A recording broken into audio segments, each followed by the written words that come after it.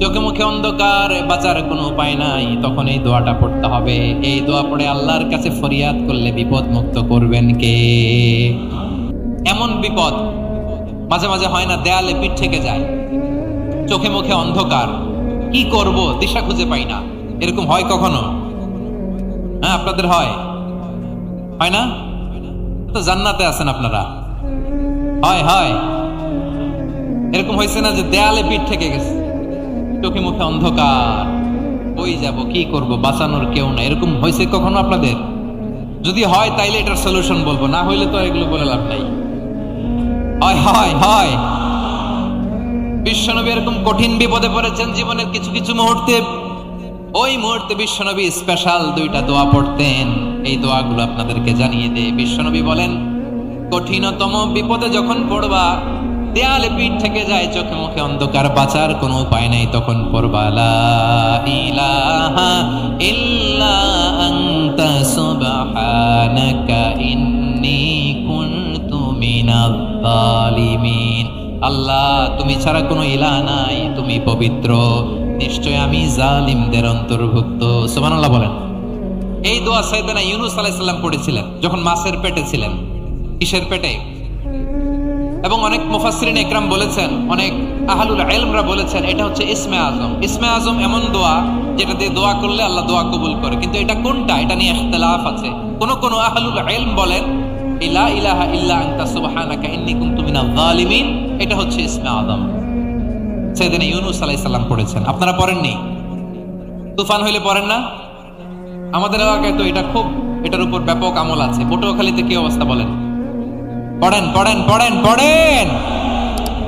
একটা গল্প শুনেছিলাম, পাক হানাদার বাহিনী যখন বাংলাদেশে অ্যাটাক করতো, ৭১ সালের ঘটনা বলতেছে, আমরা তো দেখি নাই, শুনছি আর কি। ৭১ যদি দেখতাম এতদিনে রাজাকার হয়ে যেতাম। আল্লাহ আমাদেরকে বাঁচাই দিয়েছে, আল্লাহর মেহেরবানি, ঠিক কিনা বলেন? মন মতো হইলে মুক্তিযোদ্ধা, মন মতো না হইলে রাজাকার।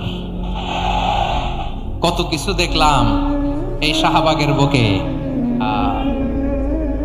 আল্লাহ, ৭১ সালে দেখি নাই, আমরা শুনেছি পাক হানাদার বাহিনী জিজ্ঞেস করত মুসলিম না অমুসলিম চেক করার জন্য, বলতো কালেমা বল, কালেমা বাতাও।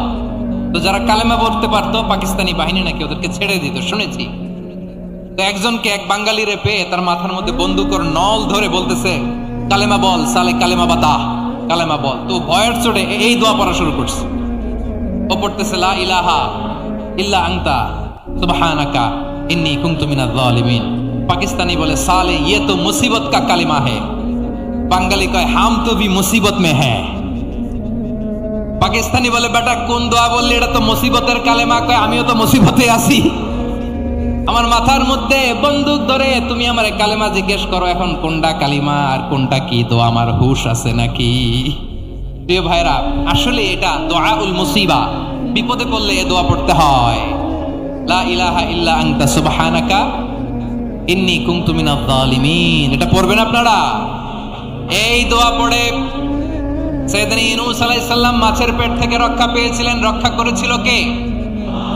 তুমি ইউনূস নবীরে যখন খাইলো মাছেতে গিলিয়া, ফেরেশতা পাঠাইয়া দিলে ইসমে আজম দিয়া। প্রাণে ছিল যাহার ভয়, সেথা পাইল আশ্রয়। প্রাণে ছিল যাহার ভয়, সেথা পাইল আশ্রয়। মাছের পেট হতে সে যে পেল পরিত্রাণ। আল্লাহু আল্লাহু তুমি জাল্লে জালালুহু, শেষ করা তো যায় না গে তোমার গুণগান। আল্লাহু আল্লাহু, সুবহানাল্লাহ পড়েন। লা ইলাহা ইল্লা আনতা সুবহানাকা ইন্নী কুনতু মিনাজ জালিমিন। বিশ্বনবী বললেন, দেয়ালে পিঠ থেকে গেলে, চোখে মুখে অন্ধকার, বাঁচার কোনো উপায় নাই, তখন এই দোয়াটা পড়তে হবে। এই দোয়া পড়ে আল্লাহর কাছে ফরিয়াদ করলে বিপদ মুক্ত করবেন কে? কেন এই দোয়াটা আল্লাহর কাছে বড্ড প্রিয় জানেন আমার ভাইয়েরা? কারণ এই দোয়ার মধ্যে 3টা জিনিস আছে। আমি যেরকম আঙ্গুল উঁচু করেছি, এরকম করেন তো। 3টা। কয়টা? 3টা। 1 নম্বরে হচ্ছে তাওহীদ, 2 নম্বরে তাসবিহ, 3 নম্বরে তাকরীর। আই রিপিট, আবারও বলছি, 1 নম্বরে তাওহীদ, 2 নম্বরে তাসবিহ, তিন নম্বরে তাকরীর। এ দোয়াটা আল্লাহর কাছে এত পছন্দনীয় কারণ এ দোয়ার প্রথম অংশে আছে তাওহীদ, আল্লাহর একত্ববাদের ঘোষণা। লা ইলাহা ইল্লা আনতা, ও আল্লাহ আপনি ছাড়া কোনো ইলাহ নাই, উপাস্য নাই। এই কথা বললে আল্লাহ বড্ড খুশি হয়ে যায়, সুবহানাল্লাহ পড়েন। এ দোয়ার দ্বিতীয় অংশে আছে তাসবিহ, মানে আল্লাহর প্রশংসা, প্রশংসা সূচক বাণী। সুবহানাক সুবহানাক সুবহানাক, ও আল্লাহ আমি আপনার পবিত্রতা ঘোষণা করছি, সুবহানাক। এই কথা শুনলেও আল্লাহ খুশি হয়ে যায়, সুবহানাল্লাহ পড়েন। এই দোয়ার তৃতীয় অংশে আছে তাকরীর। তাকরীর মানে পাপের স্বীকৃতি। তাকরীর মানে কি? তাকরীর মানে পাপের স্বীকৃতি। এই দোয়ার তৃতীয় অংশে আছে ইন্নী কুনতু মিনাল যালিমিন, ও আল্লাহ আমি জালিমদের অন্তর্ভুক্ত। আল্লাহ আল্লাহ আমি জালেম, আল্লাহ আমি ভুল করেছি, অন্যায় করেছি, আল্লাহ আমি জালেমদের অন্তর্ভুক্ত। এই পাপের স্বীকৃতি, অ্যাকনলেজমেন্ট আল্লাহ বড্ড পছন্দ করে। যখন আল্লাহর কাছে আপনি ছোট হবেন, ছোট হতে হতে যত ছোট হবেন ওই দৃশ্যটা দেখতে আল্লাহ বড্ড পছন্দ করে, সুবহানাল্লাহ বলেন। তিন নম্বর অংশ ইন্নী কুনতু মিনাজ জালিমিন, আল্লাহ আমি জালেমদের অন্তর্ভুক্ত। সাইয়েদনা আদম আলাইহিস সালাম ভুল করে যখন নিষিদ্ধ গাছের ফুল খেয়ে ফেললেন, ফল খেয়ে ফেললেন, আল্লাহ বললেন আদম ক্ষমা পেতে চাইলে তুমি আর হাওয়া মিলে স্বীকৃতি দাও, পাপের স্বীকৃতি। আর পড়ো রব্বানা যালামনা আনফুসানা ওয়া ইল্লাম তাগফির লানা ওয়া তারহামনা লানাকুনান্না মিনাল খাসিরিন। ও আল্লাহ আমি আদম আর হাওয়া যালামনা আনফুসানা, আমরা আমাদের নফসের উপর বড্ড জুলুম করেছি। আল্লাহ ওয়া ইল্লাম তাগফির লানা ওয়া তারহামনা, আপনি যদি ক্ষমা না করেন, আপনি যদি দয়া পরবশ না হন, আপনি যদি রহম না করেন, আমরা তো ক্ষতিগ্রস্তদের মধ্যে শামিল হয়ে যাব। এই দোয়া করার সাথে সাথে সাইয়েদনা আদম আর হাওয়া আলাইহিস সালামকে ক্ষমা করে দিলেন কে? তাহলে এই দোয়ার তিন নম্বর অংশ তাকরীর, এটা আল্লাহ বড্ড পছন্দ করে। আমার কলিজার টুকরা ভাইয়েরা, গুনাহ করে শিকার যেতে হবে, এটা আল্লাহ ভালোবাসেন। সাইয়েদনা আবু বকর রাদিয়াল্লাহু তাআলা আনহু বিষ্ণু ইসলামকে বললেন, ইয়া রাসূলুল্লাহ আল্লিমনি দুআআন আদউ বিহি ফি সালাতি, নবী হে আপনি আমার এমন একটা স্পেশাল দোয়া শিখায় দেন যে দোয়াটা আমি নামাজে পড়ব। নবী বললেন, তাহলে তুমি পড়ো আল্লাহুম্মা ইন্নী যালামতু নাফসি যুলমান কাসীরান ওয়া লা ইয়াগফিরুয যুনুবা ইল্লা আনতা ফাগফিরলি মাগফিরাতাম মিন ইনদিকা ওয়ারহামনি ইন্নাকা আনতাল গফুরুর রহিম। সুবহানাল্লাহ। সালাম ফিরানোর আগে পড়েন, কথা কয় না, পড়েন পড়েন। ও আবু বকর, নামাজে যদি দোয়া করতে মনে চায় এই দোয়াটা পড়বা, আল্লাহুম্মা ইন্নী যালামতু নাফসি, আল্লাহ জুলুম করেছি আমার নফসের উপর, যুলমান কাসীরা অনেক জুলুম, ওয়া লা ইয়াগফিরুয যুনুবা ইল্লা আনতা, আপনি ছাড়াই জুনুব এই পাপ ক্ষমা করার দ্বিতীয় কোনো রব নাই। আছে? আল্লাহ ছাড়া আমাদের গুনাহ আর কে কে ক্ষমা করতে পারে বলেন তো? কে পারে? কে? এজন্য আল্লাহরে বলবেন, আল্লাহ আমি ছাড়া তোমার গোলামের অভাব নাই, ও আমার রব আমি ছাড়া এই জমিনের বুকে তোমার গোলামের অভাব নাই, কিন্তু তুমি ছাড়া তো আমার দ্বিতীয় কোনো রব নাই। পারবেন বলতে? পারবেন? চোখের পানি ছেড়ে আল্লাহরে বলবেন, আল্লাহ তুমি আমার রব, তুমি আমার সব। কি বলবেন? আল্লাহ আমার রব। সবাই বলুন, আল্লাহ আমার রব, দমে দমে তনু মনে তারি অনুভব, আল্লাহ আমার রব। আল্লাহরে বলেন, আল্লাহ তুমি আমার রব, তুমি আমার সব। আল্লাহ আমি ছাড়া এই জমিনে তোমার গোলামের অভাব নাই, তুমি ছাড়া আমার দ্বিতীয় কোনো রব নাই। একথা বলে চোখের পানি ছেড়ে আল্লাহরে স্বীকৃতি দেন, আল্লাহ আমি পাপী, আল্লাহ জামিনে আমার চেয়ে বড় পাপী আর কেউ নাই।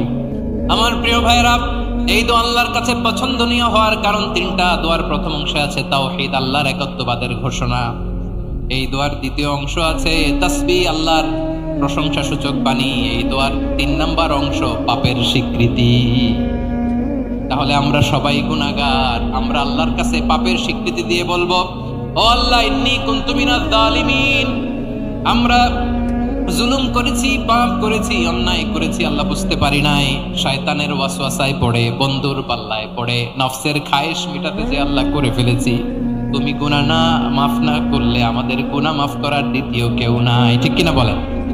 এভাবে অনুতপ্ত হয়ে যদি আল্লাহর কাছে দোয়া করেন, দেয়ালে পিঠ থেকে গেছে, কোন রাস্তা নাই বের হওয়ার, ওই মুহূর্তেও আপনাকে বিপদ থেকে উদ্ধার করবে কে? বিশ্বনবী চরম বিপদে পড়লে দুটা দোয়া পড়তেন। প্রথম হলো এটা, লা ইলাহা ইল্লা আনতা সুবহানাকা ইন্নী কুনতু মিনাল জালিমিন। এই দোয়াটা আমরা বেশি বেশি পড়ব প্রিয় ভাইরা। রাজি আছেন? সবাই আওয়াজ করে পড়ুন ইনশাআল্লাহ। আমার প্রিয় ভাইয়েরা, বিপদে পড়লে বিশ্বনবী আরো একটা দোয়া পড়তেন, লা ইলাহা ইল্লাল্লাহুল আযীমুল হালিম, লা ইলাহা ইল্লাল্লাহু রাব্বুল আরশিল আযীম, লা ইলাহা ইল্লাল্লাহু রাব্বুস সামাওয়াতি ওয়াল আরদি ওয়া রাব্বুল আরশিল কারীম। এই যে বললাম, রেকর্ড হয়ে গেছে, এখন তো আর ইনস্ট্যান্ট মুখস্থ না হলো, পরে মুখস্থ করে নেবেন। আল্লাহ ছাড়া কোনো উপাস্য নাই, তিনি সুমহান, মহাসহিষ্ণু। আল্লাহ ছাড়া কোনো উপাস্য নাই, তিনি সুমহান, আরশের অধিপতি। আল্লাহ ছাড়া কোনো উপাস্য নাই, তিনি আকাশের মালিক, জমিনের মালিক, তিনি সুবিশাল আরশের অধিপতি। সুবহানাল্লাহ পড়েন।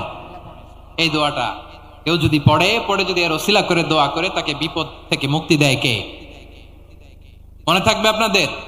তাহলে বিপদের প্রথম ধাক্কায় কি যেন পড়তে হয়? ইন্না লিল্লাহ। তারপরে কি বলে আল্লাহর কাছে নিজেকে সঁপে দিতে হয়?